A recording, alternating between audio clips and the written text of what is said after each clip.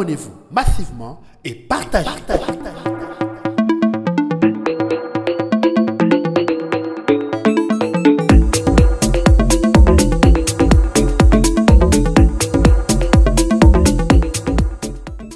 L'invention de la présence de Kabila à Goma est une affabulation du régime Tshisekedi. Ferdinand Kambere, secrétaire permanent du Parti du Peuple pour la Reconstruction et le Développement PPRD de Joseph Kabila, a réagi ce dimanche 20 avril aux décisions des ministres de la Justice Constant Moutamba et de l'Intérieur Jacquemain Chabani suite à la rumeur de la présence de l'ex-président Joseph Kabila à Goma, ville actuellement sous contrôle du M23. Il accuse les régimes Tshisekedi de fabriquer des histoires rocambolesques pour manipuler l'opinion publique, masquer ses propres exactions et intimider l'opposition. Ce cadre éminent du PPRD a déclaré « Les ministres de l'Intérieur, censés être bien informés, se trompent lourdement. Qui a vu Kabila de ses propres yeux à Goma? Qui a vu des photos de lui dans cette ville? Nous déplorons qu'un gouvernement entier prenne des décisions basées sur des rumeurs qu'il a lui-même créées visant un parti d'opposition et une personnalité sans aucune preuve. C'est regrettable que notre pays soit tombé si bas et que l'UDPS combatte et tue la démocratie en RDC.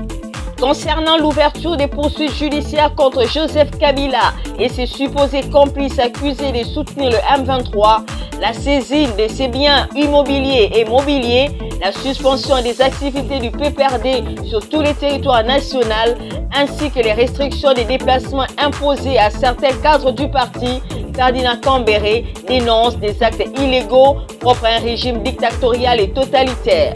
Tshisekedi veut instaurer une république à pensée unique. Selon lui, cette persécution du PPRD est la conséquence de son refus de participer aux consultations politiques initiées par le président de la République en vue de la formation d'un gouvernement d'union nationale. Nous ne nous laisserons pas intimider, a-t-il affirmé. Il a rappelé que Joseph Kabila avait annoncé il y a quelques jours son intention de retourner au pays pour contribuer en tant que Congolais à la construction de la paix. C'est une infraction, s'est-il interrogé, soulignant que toute cette histoire inventée autour de la présence de Kabila à Goma vise à masquer l'échec du régime et à justifier les intimidations contre les Raïs, sa famille et ses biens. Jusqu'à ces jours, ni Kinshasa, ni les États-Unis d'Amérique, ni le Rwanda, ni l'ONU, ni la France, ni toutes les grandes radios du monde ne savent où se trouve le Raïs honoraire Joseph Kabila Kabange. Tout le monde, par une folle rumeur, a dit qu'il était à Kigali et Goma. Curieusement, aucune photo, aucune vidéo, ni trace de l'ancien président de la RDC, Joseph Kabila, jusque-là.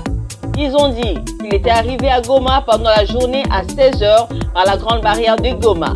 Curieusement, aucune personne, aucun Congolais de Goma n'a pu voir les raïs honoraires Joseph Kabila Kabange de ses propres yeux.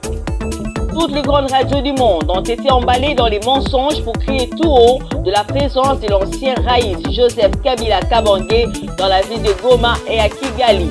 Et pourtant, les correspondants de la RFI, France 24, TV5 Monde, BBC, La Voix de l'Amérique, de Al Jazeera sont partout, à Kigali, à Goma et dans tous les pays de l'Est. Comment ils ne pouvaient pas voir de leurs propres yeux et caméras l'arrivée de l'ancien raïs Joseph Kabila Kabange à Kigali, dans la ville de Goma ou à Bukavu?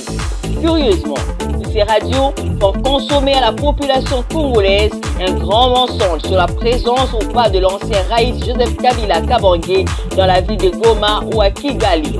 Voilà pourquoi ils consomment et acceptent chaque jour le mensonge, n'importe quoi.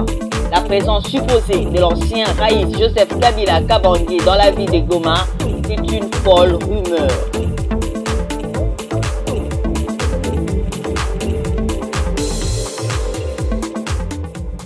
Panique à Kamanyola après les affrontements entre Wazalendo et FC M23.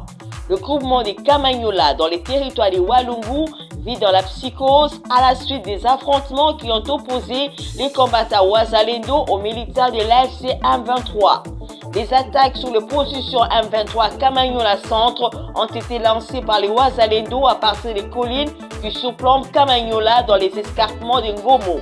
Les échanges de tirs ont débuté dans la localité Kalungu à partir de 8h30 et ont duré 5 heures de temps. La population est restée terrée chez elle toute la journée et les activités socio-économiques ont repris timidement seulement à Kamanyola. Des sources contactées sur place affirment avoir vu des blessés qui étaient conduits dans des institutions médicales locales pour des soins appropriés. Ces affrontements se déroulent dans un contexte où la ville de Bukavu et les milieux périurbains font face à un renforcement impressionnant des troupes du M23. Le camp Jules Boquet de la commune de Bagira est surmilitarisé à outrance par le M23, confirment les habitants de cette partie de la ville. Ce renforcement de troupes du M23 s'observe également sur ses différentes positions dans tous les milieux ruraux sous son contrôle. Panzi, Chiriri, Nyatende, Nyangezi, Mudaka, Katana, Kabamba, Kalee, Walungu Centre et Muzinzi. Selon les mêmes sources, les troupes du M23 gonflent leurs effectifs au jour le jour, surtout pendant la semaine en cours dans les provinces du Sud Kivu. Entre-temps, à Massissi, après d'intenses combats depuis le matin de ce dimanche 20 avril entre les miliciens Wazalendo et les éléments du M23, ces derniers contrôlent depuis cet après-midi la cité de Kiuma, un centre commercial du groupement de Bouabo en chefferie d'Osobanyungu dans les territoires de Massissi. Nous vous remercions d'avoir suivi l'actualité sur Info 26 RDC et n'oubliez pas de commenter. Entre-temps, abonnez-vous massivement et faites un large partage.